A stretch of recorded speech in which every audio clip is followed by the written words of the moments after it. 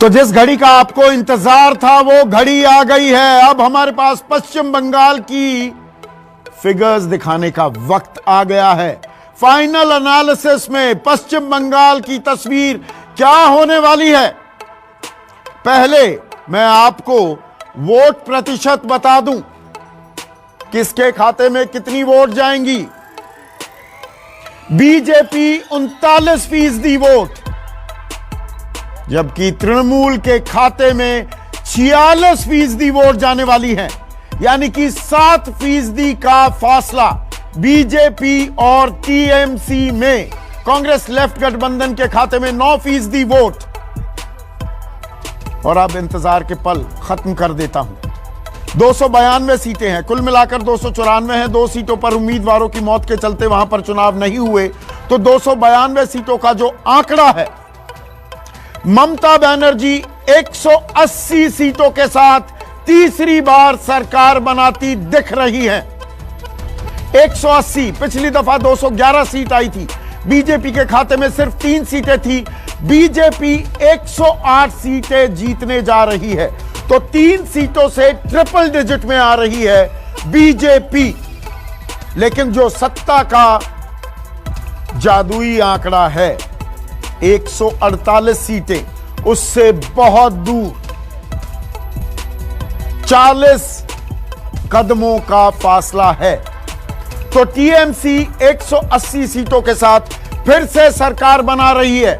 यह हमारा एनालिसिस है, यह एग्जैक्ट पोल नहीं है। 2 तारीख का इंतजार कीजिए। लेकिन आप जानते हैं, न्यूज 24 टुडेज चाणक्य जब एक विश्लेषण दिखाता है, आपको आंकड़े देता है, वो अमूमन मैं कह रहा हूं, नतीजों में ही तब्दील होते हैं। लेकिन वाम खेमे और कांग्रेस के लिए बहुत बुरी खबर। 4 सीटें, महज 4 सीटें मिलने वाली हैं कांग्रेस और वाम खेमे को। तो वर्स्ट एवर परफॉर्मेंस कही जा सकती है अगर यही आंकड़े अंतिम नतीजों में तब्दील होते हैं।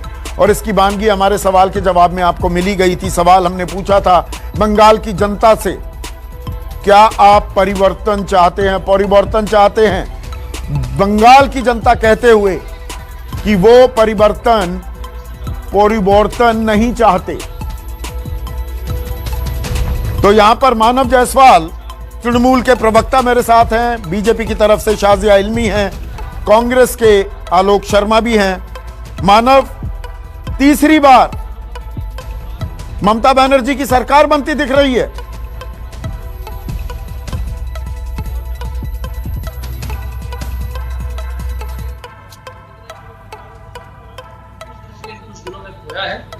ये बहुत ही दुखद समय है पूरे हिंदुस्तान के लिए। बहरहाल जहां तक सर आपका एनालिसिस है, और हम इससे ज्यादा उम्मीद अभी भी कर रहे हैं सर, क्योंकि हमारा जो अपना रिसर्च है, जो हमारे एनालिसिस है, वहां हम 204 से 211 का आकलन हम देख रहे हैं। हो सकता है हम प्लस माइनस 11 बता रहे हैं, तो अपर लिमिट हम 191 के करीब दे रहे हैं आपको। सर हम अभी भी 200 पार देख रहे हैं, और सर ऊपर वाले की कोरोना रहेगी तो शायद हमारा रिजल्ट इससे भी बहुत अच्छा होगा। और जहां तक ये समय है सर, अभी जिस तरीके से कोरोना चल रहा है, हमारे संवेदनाएं पूरे परिवारों के साथ है, और हम उस दिशा में भी है, कार्य का निर्वाह कर रहे हैं।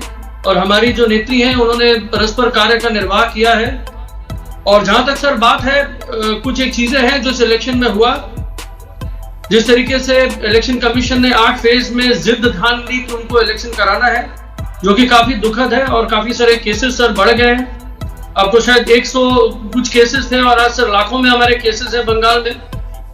हमारे लिए ये बहुत बड़ा चिंतन का विषय है, और हम चाहेंगे कि जितने भी हमारे सहपाठी हैं, जो भी हमारे कॉम्पिटिटर्स हैं, वो हमारे साथ सहयोग करें, परस्पर सहयोग करें, क्योंकि हमको एक दूसरे को सहयोग करना है इस कठिन समस्या को जड़ से उखाड़ने के लिए। और सर ऊपर वाले का सच में आशीर्वाद है सर। हमने जिस कार्य का निर्वाह किया, जिस हमारी जो नेत्री ने घर घर जाके लोगों को बोला कि आप आके वोट दें, और हमारे साथ जो भी कुछ हुआ इन कोविड में, जिस तरीके से इलेक्शन कमीशन ने कंप्लीटली दरकिनार कर दिया हमारे सारे रिक्वेस्ट को, ये बहुत दुखद है सर। और जहां शाजिद तक आलमी, एग्जिट पोल का लड़ाई तो अच्छी लड़ी है, लेकिन जो दावा था उसके लगभग आधे में सीटें आ रही हैं। 3 से 108 पर तो आ रहे हैं, देखिए लेकिन लड़ाई सरकार हमेशा बनाने अच्छी लड़नी की चाहिए। बहुत दूर है सरकार बनाने से। देखिए लड़ाई हमेशा अच्छी लड़नी चाहिए और मैं दो बातों को यहाँ पे कहना चाहूंगी।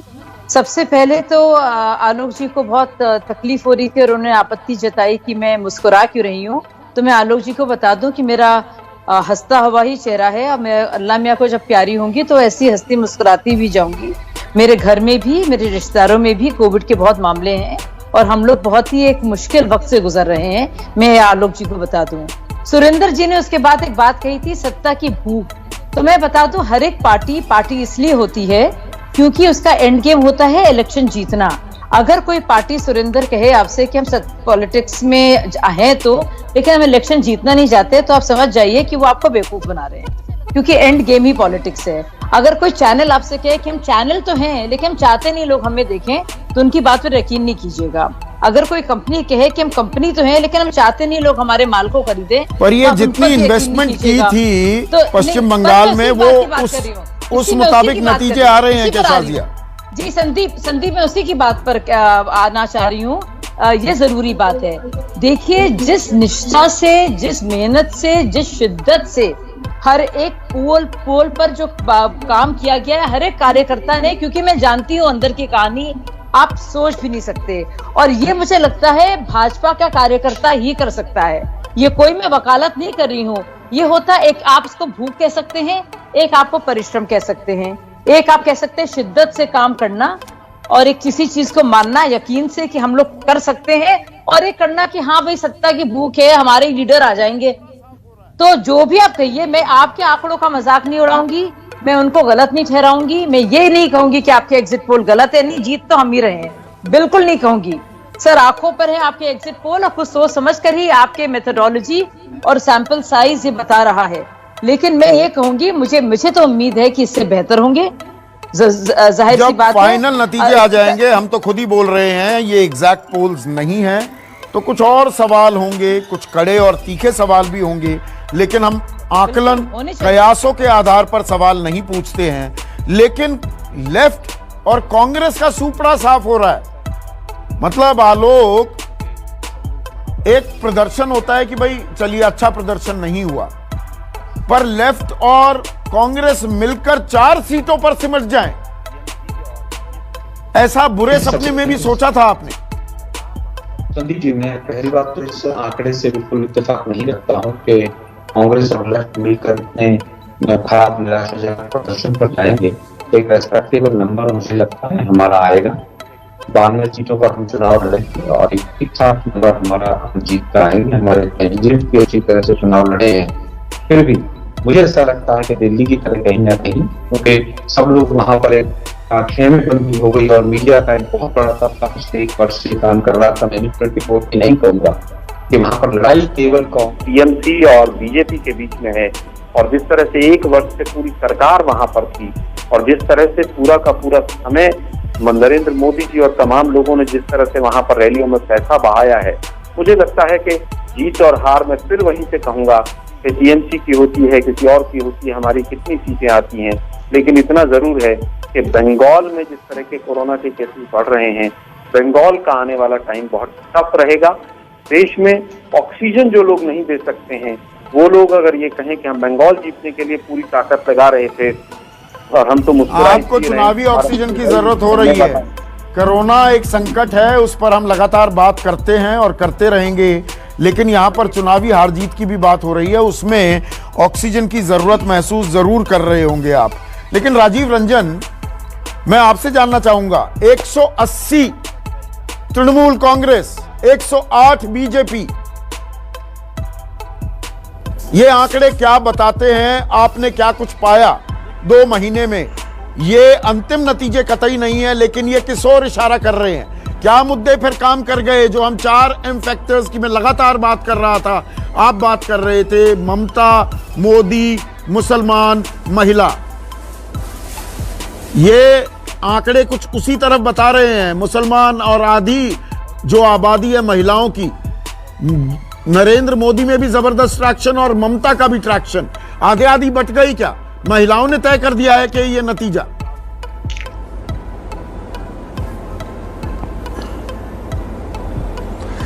देखिए संदीप, 2 मई को नतीजे आएंगे, बिल्कुल सही बात है। अभी जो एग्जिट पोल, वैसे आप जितने भी एग्जिट पोल आए टुडे चाणक्य के बारे में लोगों को पता ही है कि जिस तरफ इशारा करता है सरकार उधर ही बनती है।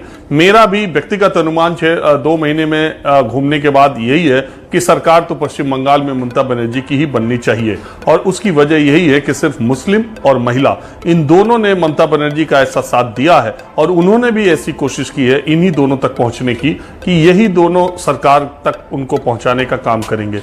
दूसरी बात जो सुकेश जी कह रहे थे, भद्र लोग, ये कोलकाता, जो ग्रैंड कोलकाता जिसको कहते हैं, इस इलाके में कई बार संदीप लोग कहते थे कि Mamata Banerjee is last leader of Bengal, यानी कि बंगाल की ऐसी नेता जिसकी कि राष्ट्रीय या अंतर्राष्ट्रीय स्तर पर छवि हो, ऐसी वो आखिरी नेता है पश्चिम बंगाल की। और यहीं की मिट्टी से वो कहीं कि किसी के आशीर्वाद से, किसी के मनोनयन से बनी नेता नहीं है, वो आंदोलन से उपजी और तपी हुई नेता है, और वो आखिरी जो बंगाल की लेगेसी है वो वाली नेता है। यहाँ के लोग कहते हैं कि पहली बार आजादी के बाद ऐसी कैबिनेट मिनिस्टर, ऐसी केंद्र में सरकार है जिसमें कैबिनेट मिनिस्टर कोई बंगाल का नहीं है। ये सब बातें वो इस तरह से कहते हैं। ये इलेक्शन कुछ कुछ बंगाली प्राइड की तरफ भी ले जाने की कोशिश की गई, बंगाल की बेटी की बात कही गई। ये सब चीजें ममता बनर्जी को वो एज, मतलब जो मेजॉरिटी से 2, 4, 10, 12 सीटें उनको ज्यादा चाहिए थी, वहां तक पहुंचाने में कामयाब। कोई वेव थी ममता बनर्जी के, ऐसा नहीं है। उनको एकदम उनकी सांसें थका देने का काम भारतीय जनता पार्टी ने किया। और मैंने पहले भी कहा है कि ममता बनर्जी के अलावा कोई दूसरा नेता रहा होता तो निश्चित तौर पर इस वेव में वो ठहर नहीं सकता था। बीजेपी की सुनामी उसको उखाड़ ले जाती, उड़ा ले जाती। ममता बनर्जी इतनी मजबूती से टिकी रही, पूरे चुनाव में वो न सिर्फ लड़ती दिखी बल्कि हमेशा जीतती दिखी। भारतीय जनता पार्टी लड़ती तो दिखी लेकिन बहुत जगह जीतती नहीं दिखी। लेकिन ममता बनर्जी हर जगह लड़ती दिखी। 108 सीटों पर आना, पहले भी आपसे कहा ये भी था, अपने आप अभी हम में इसको सेग्रीगेट नहीं, एक कमाल का प्रदर्शन कहा जाएगा। ताल ठोकना एक अलग होता है। रियल पॉलिटिक्स में देखें तो कांग्रेस और जो वाम खेमा जिसने 34 साल राज किया, वो तो हाशिए पर नहीं, उनको तो उखाड़ फेंका है। अब बंगाल में राजनीति होगी तृणमूल और बीजेपी के बीच, ये बात तो तय हो गई है। नतीजे जो भी आए, अंतिम नतीजे तो 2 तारीख को राजीव।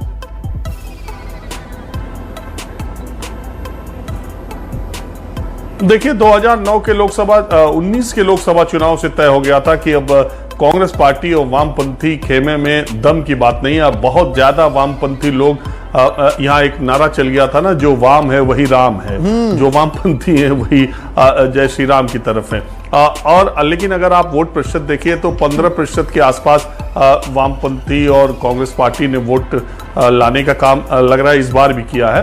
अगर आप चुनाव में देखिए, लेकिन आप वोट परसेंटेज देखिए तो 1% लोकसभा से बीजेपी का वोट कम हो रहा है और 3-4% ममता बनर्जी को गेन हुआ है। इसका मतलब है जैसे 2016 के, अगर आप विधानसभा चुनाव में जाएं, बीजेपी को 2016 के विधानसभा चुनाव में 7-8% वोट मिला था, लेकिन 2014 के लोकसभा चुनाव में उसे 18% वोट मिला था।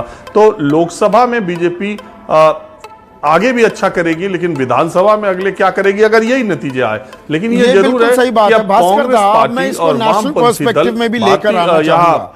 देखिए मैं लगातार कह रहा हूं, इतनी जबरदस्त इन्वेस्टमेंट की, पॉलिटिकल इन्वेस्टमेंट की बात कर रहा हूं मैं, बीजेपी ने पश्चिम बंगाल में सब कुछ तो झोंक दिया।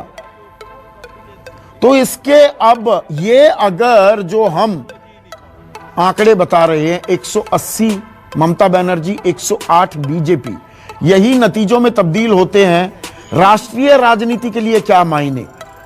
यह दबाव बनेगा प्रधानमंत्री मोदी पर?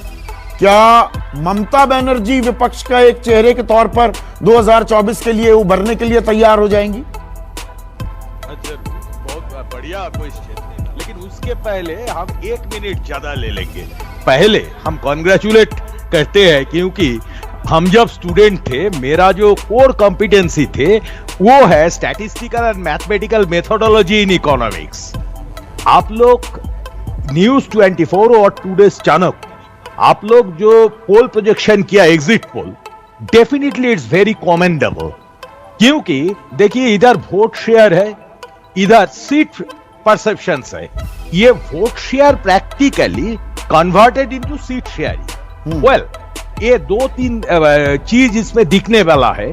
पहले केरल में हर कोई जानते हैं आइदर यूडीएफ और एलडीएफ व्हाटएवर में भी, उधर विजयन, ये भी एक मैंने एक डिबेटेबल बात कहेंगे, थोड़े बहुत लोग कहते हैं ये ट्रेडिशनल सीपीएम है, ये ऑथोरिटेरियन पर्सनल एनिग्मा उसका कुछ है, तो उसीलिए थोड़े बहुत मोदी जी जैसा।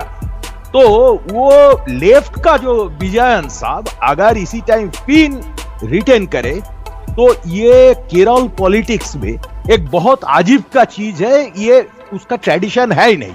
Secondly, in Tamil Nadu what ever happen as per even exit poll, it's almost consensus. Assam में आप लोग जो फिगर दिखाया उसमें एक चीज बहुत है, 3% जो आप लोग एरर कहते हैं, इट्स वेरी वाइटल।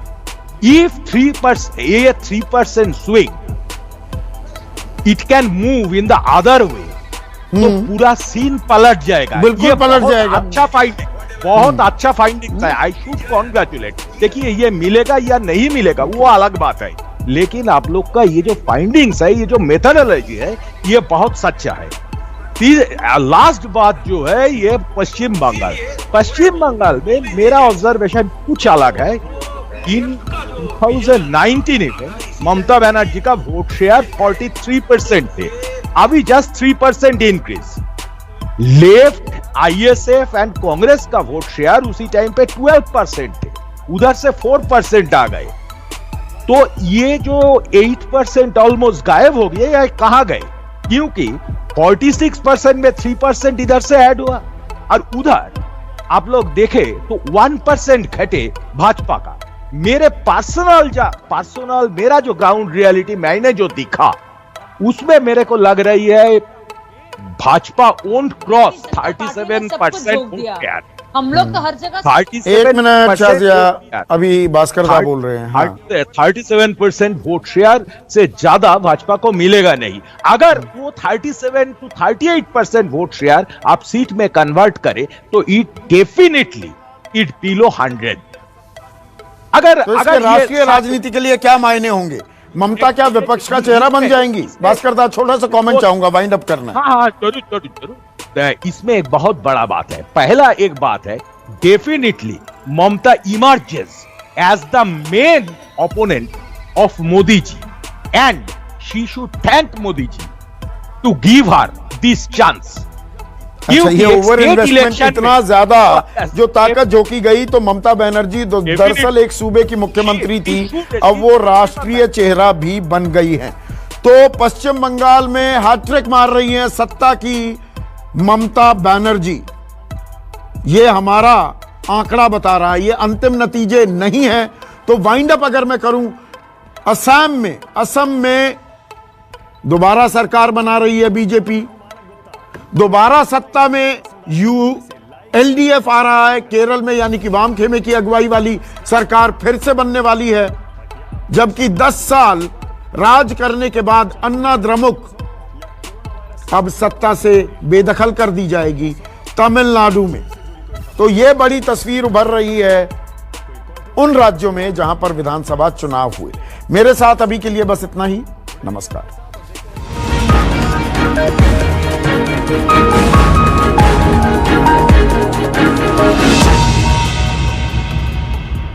नमस्कार, मैं हूं मानक गुप्ता। अगर आपको हमारा ये वीडियो पसंद आया हो तो इसे लाइक और शेयर जरूर करें, और हां, हमें सब्सक्राइब और फॉलो करना ना भूलें, ताकि आप देश और दुनिया की कोई खबर मिस ना करें। चाहे कोई ब्रेकिंग न्यूज हो या कोरोना वायरस से जुड़ी कोई भी अपडेट, पॉलिटिक्स हो या आपकी जेब से जुड़ी कोई खबर, इलेक्शन की कोई न्यूज हो, कोई कंट्रोवर्सी हो या फिर कोई वायरल वीडियो, सब कुछ मिलेगा News 24 पर। तो जुड़े रहिए हमारे साथ और देखते रहिए News 24।